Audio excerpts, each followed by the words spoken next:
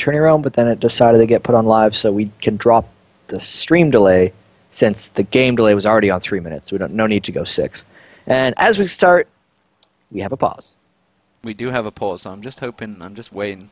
I'm waiting and watching, and waiting and watching, and if the stream is back, it is all good. Okay.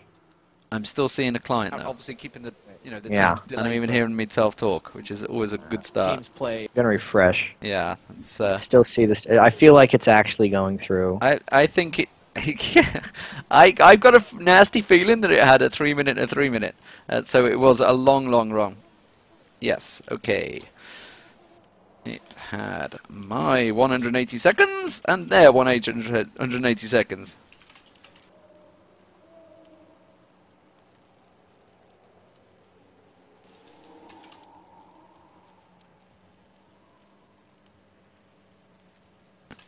So why is the stream counting down?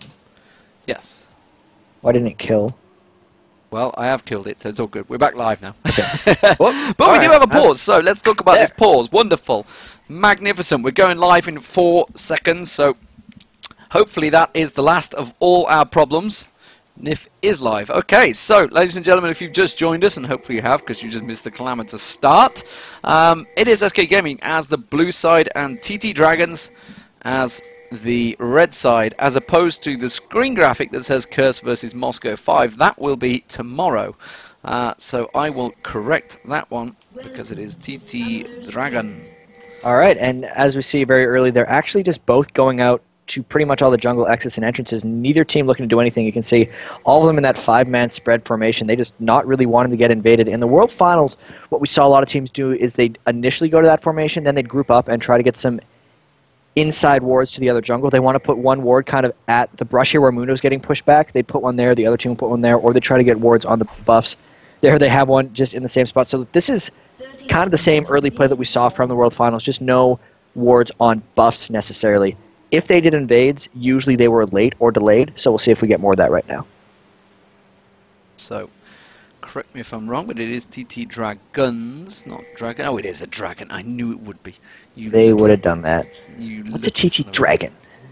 They should all be dragons. Either way, it's just really defensive by TT Dragon here because they haven't even placed any wards.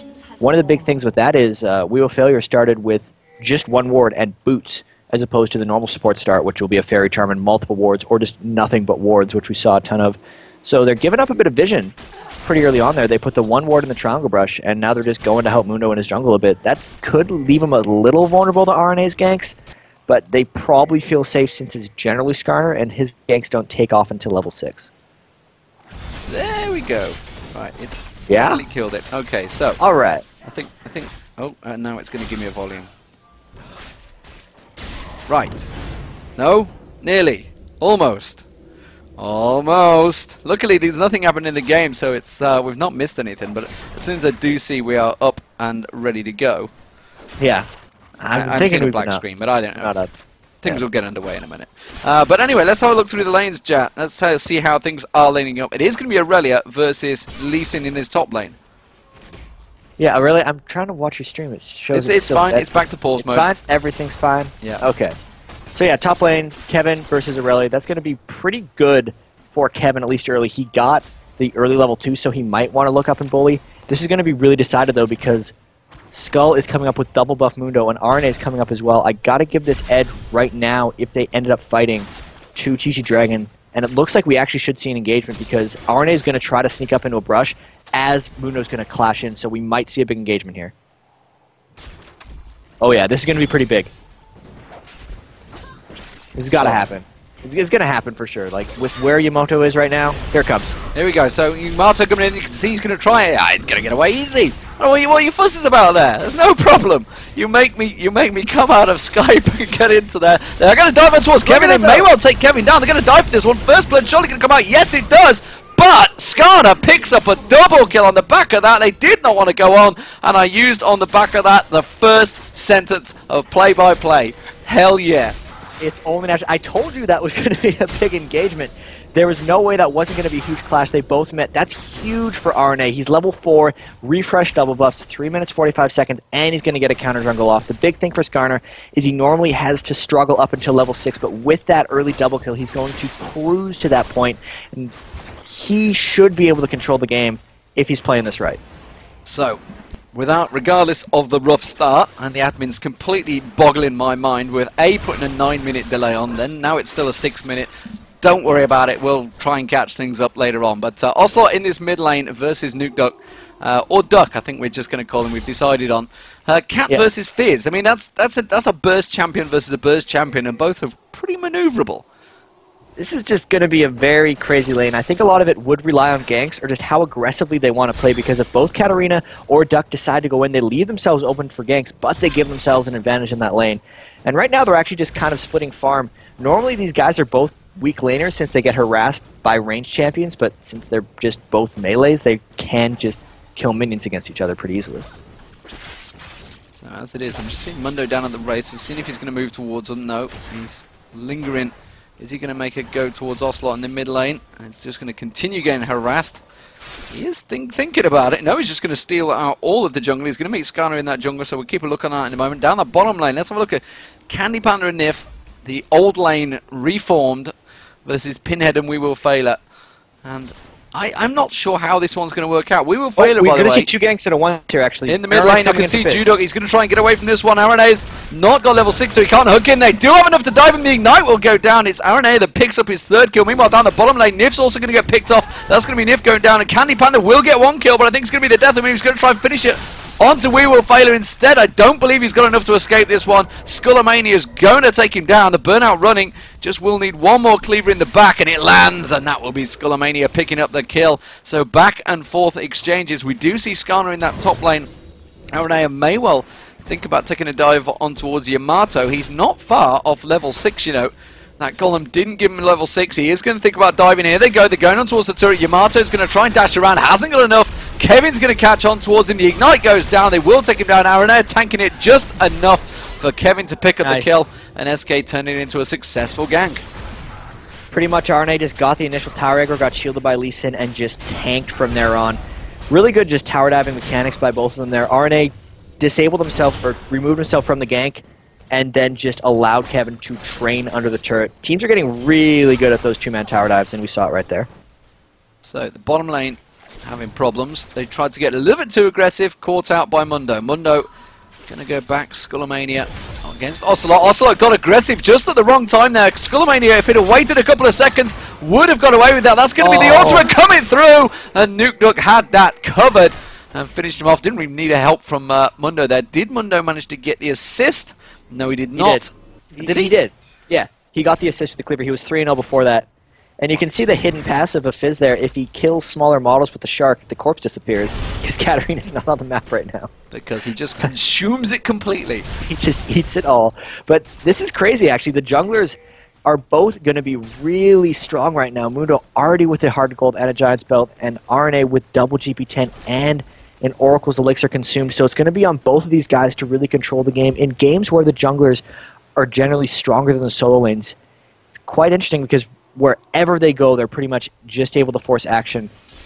And the big thing that's going to happen is if they run into each other, I would give the edge to Mundo once he hits level 6, because that early Giant's belt is just so crazy for Mundo. Right now they're just kind of clearing buffs, waiting for RNA to get his first level 6 gank off. Meanwhile at the top you can see Yamato and Kevin having a little poke back and forward, little play, a little bit of footsie, I might say, but Nif and Candy Panda with a large wave, they're going to push it in here. That's the ultimate used, actually. Pinhead getting hit there by the ace in the hole, I believe. Candy Panda.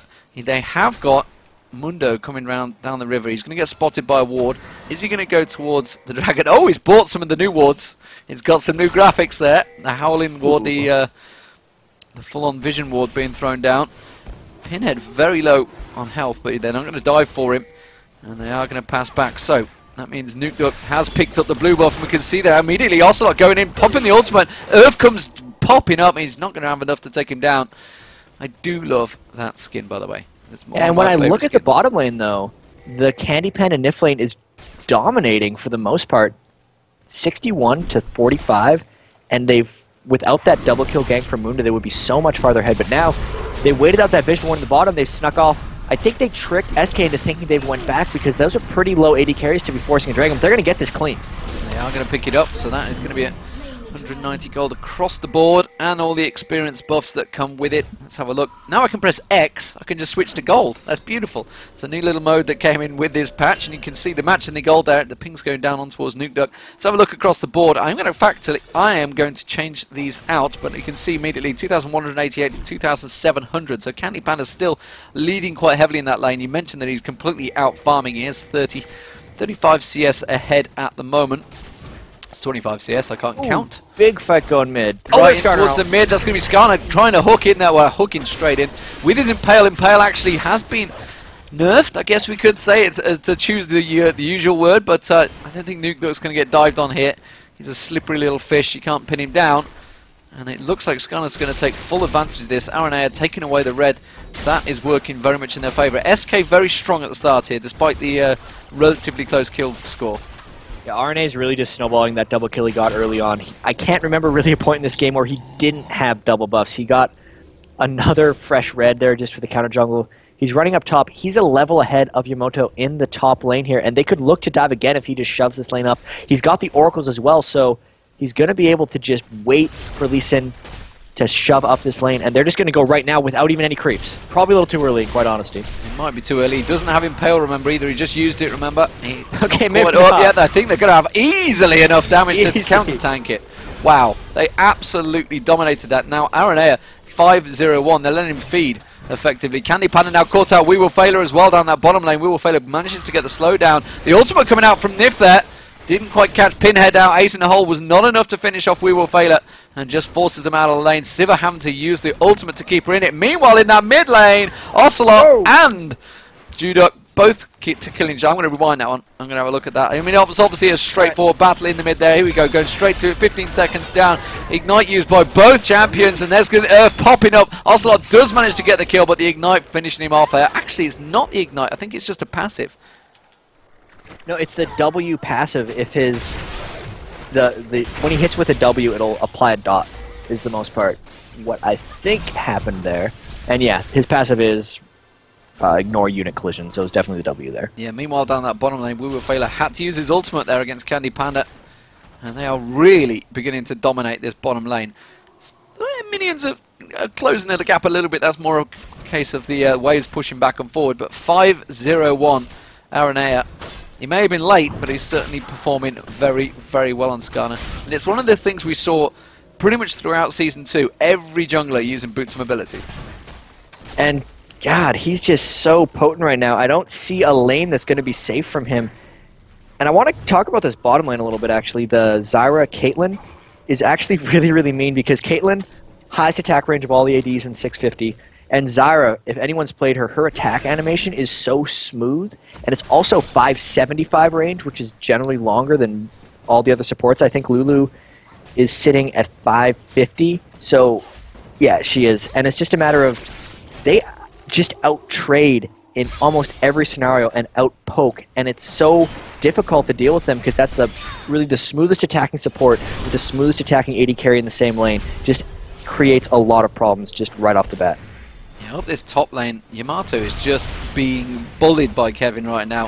Obviously, he's had the help. Oh, we're seeing Skarner and Skullomania actually going to meet here. The battle of junglers, actually fed junglers. They are definitely the two highest killers in the game right now. 3-2-1 for Skullomania. Aranea, of course, 5-0-1. And their battle continues in this top lane. Top turret nearly gone down as well. Kevin really winning out that. Of course, having that helper that jungler's been helping him so badly. Ocelot just returning to lane. Looking like he's got the Hextech already. He's going to go towards... possibly... Is that a Void Staff he's going towards there? Rylers, maybe. Looking at the Katarina, Ocelot? Yeah. If I guess, that's a Hextech and a Haunting, guys. He's probably going to stack Magic Pen. Magic Pen. Because Fizz is not able to get Magic Resist in his standard build, and everyone else has to deal already with Lee Sin and Caitlyn, so they have a very physical damage-heavy solo lane setup, because the other two lanes are physical, so they're much less likely to stack Magic Resist, which gives him more reason to stack Magic Pen. Something interesting to talk about this one, especially in regard to the mids. I'm just watching Skullomania at the moment versus Ocelot. But the DFG has changed, and that is a big, big part of all pro play. Yeah, it was a huge, huge thing, and it's instead of 25%, it's 15%, and it scales slightly better with AP. But most people think that, oh, now it's useless. I personally think that it's fairly usable still. It's just going to be a while until people catch on to it. But this is going to be an interesting counter game because Duck is sitting in that brush, and they're coming in right now, 3v3. Yeah, I don't think they were expecting RNA to be there, and the Earth just about popped them, and that's going to be the turnaround. Can they get on towards RNA? It will be an Oracle burn if they do manage to get the kill. They have not got anything to slow him down just yet. No cleavers landing, and a really great route on towards Skullomania there. The cleaver was about to come out on RNA. He's backed away. Ocelot was making his way down south. Meanwhile, you can see that TT Dragon's being forced back, and the power of Candy Panda now with that BF sword, much, much stronger than Pinhead currently. And they were unsure of where Ocelot was going. Meanwhile, at the top lane, Kevin has taken down the turret. He's going to get on towards Yamato. Yamato in trouble now. He's got a long way to run, but he does manage to get the stun down on Kevin. Kevin is not going to follow this one up. Ping's going down, but Ocelot is in the jungle stealing the wraiths. Yeah, just overall pressure advantage coming in from SK. You can see it's mounting. Even though TT Dragons got the dragon, they're still down 3,500 gold. So it just goes to show how much SK dominated the lanes, and in a sense almost outclassing TT Dragons. And this is what we see a lot when we have the teams that end up going to lands in the World Championships versus the teams that aren't quite there, is just not even their teamwork or their gameplay, but just the individual laning skills and just getting out-pressured overall. It just seems to happen fairly frequently. So let's have a look across the lanes. You can see 119 minions to 83 for the mid. Ocelot versus Nuke Duck or Juduck, whichever you'd like to refer him to. He is a duck. Duck. Duck. On Fizz, SK is probably going to get a free dragon here too. Yeah, very much picking that one up easily. We're seeing Mundo just going to come around. He's going to be careful he doesn't show himself a little bit too early, because I don't know, it could easily flash impale him. Actually, I tell a lie, because he hasn't got flash available. Impale was, and of course he smites it down. So Candy Panda returning his lane, 135 CS to 98. Now clearly SK obviously leading ahead in the farm lanes. Outside of simply turtling up, how would you put it for TT Dragons right now? I mean, obviously they're starting to fall behind in the gold. It's quite evident. It's nearly 5k difference. It's starting to build up. What are they going to do to dig themselves out of this hole? Assuming that Skullomania doesn't go for the gank. He's not. Mid lane, actually, mid lane, definitely Ocelot going down, and Nuke Dog takes him down with ease there this time, with the Ignite running as well. And we did talk about how quick and volatile that mid lane was going to be early on. It's definitely a both very bursty champions. Yeah, he landed the shark and then just jumped on Ocelot. Ocelot wasn't able to trade back enough damage. Overall, for TT Dragons to come back into this game, it's going to be fairly tricky. If I were them, you'd have to try to focus on getting Skarner. He's got the biggest kill spree, and you'll gain the most from taking him down. Obviously, he's quite tanky right now, but he's mainly health. He doesn't have resists yet, which means he's still fairly killable. If they get him down, they'll get the 5 kill spree bonus and the Oracle. So that kill would be worth well over 1,000 gold overall for their team. They get that, then they also get some of their map control back, and they'd be able to farm. But for now, this is really the big thing. RNA doing his best to stay safe, I suppose. 2 levels ahead of the other jungler, Mundo. It's a tall task to take him down, but if that happens, then they'd be able to start sneaking back. Yeah, and interestingly, Yamato was there, saw him, saw Skullomania come round, and then they didn't even go for the gank. They just didn't think they had it in them to take him down. Whether they realized that there was too many people too close. Juduck again forcing the pressure on towards Ocelot. Impale possibly going to come in from RNA. He's going to die for it. Has he got it? Yes, he does. Manages to get the Impale. There's Ocelot. He's trying to spin to win. Has he got enough? Yes, he has, but I think he might go down. Earth pops up. Ignite nice running. flash. Think he's just about to escape on that one. Yes, he does. Comes back around. He's got to be careful. Skullomania is coming behind him, but you can see there's a Lee Sin trailing in the wake. Meanwhile, down the river there is a little bit of a bait in between them. Nif keeping them at bay. Kevin hanging around, lingering, seeing if he can steal the blue, and backs off. And this is actually another thing why RNA is doing so well. Their 2 soul lanes, Lee Sin and Katarina, completely don't need mana. And when Skarner doesn't have mana constraints, he just goes crazy with strength. Q is so expensive, and he jungles so much faster. And as I say that, he gave blue buff to Ocelot, and I don't know why you would do that, because Skarner needs blue so badly. But I guess that's just RNA deferring to Ocelot in the mid lane. Here we go, bottom lane. You can see Lee Sin diving in on towards. It is going to be Pinhead. Pinhead's definitely going down nicely. Hole's going to finish that one off from Candy Panda. Can they go on towards We Will Failure? Kevin's certainly going in. The tower goes down. Won't have enough, and I assume We Will Failure will keep on trundling away there as the Lulu. And slowly but surely, SK is starting to grind down these lanes. Fizz is coming, but I don't think he's going to have anything to counteract unless Nif walks into that bush. Yeah, this is getting more and more troublesome for TT Dragons. They're going to try to force something soon here. They're trying to charge in with Fizz and Aurelia, but they're just not able to get on. SK's got a really elusive team on top of this. It's really hard to run into Zyra because her root passes through and can get your whole team. Kevin could disengage with this kick. Caitlyn is extremely hard to catch as well. So even though they want to try to force some of these fights out of position, they're just not able to catch anything in the right spot. And because SK is out farming so well, it puts TT Dragons in a really tough spot, and they're just not able to catch SK out of position yet. So Skarner getting some free farm in that top lane. Just forced Pinhead to go up there. He's picking up all the golds.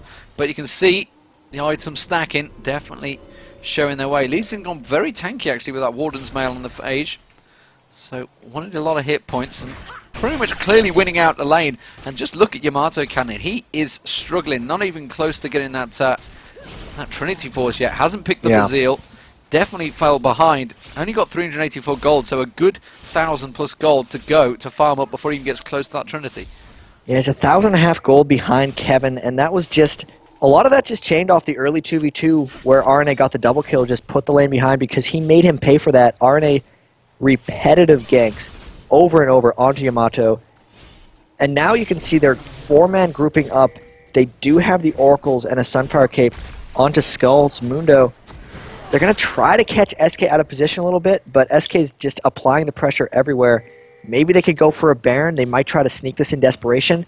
And if SK doesn't catch it, they might be able to get it because they just showed 2 bottom lanes. They might be able to sneak this in all honesty. I think they might. There's no vision whatsoever. Is Lee Sin going to head down there? Yes, he is. Kevin's going to come down, but I'm not sure if anyone else can react to this one. And he certainly doesn't want to get involved. Now he sees it. Now they realise it. Meanwhile, down that bottom lane, they're going to take down Yamato. Yamato will get down. Ice in the hole finishes him off, and you can see that Kevin's lingering. Here comes Ocelot. The Baron picked up now. They're going to have to back away from this one.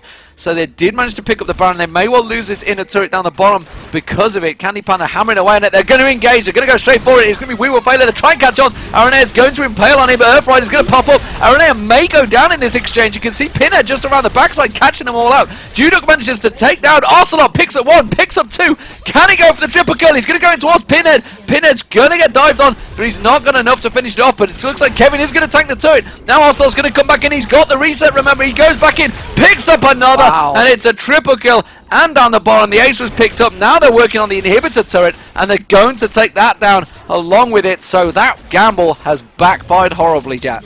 Yeah, that was SK going for the juggler in that fight because they fought a 3v4 when the 4 had Baron buff and Candy Pen and Niffer split pushing. They won everything. And now you can see Candy Pen actually getting dove on by Yamato. Will he be able to take him down?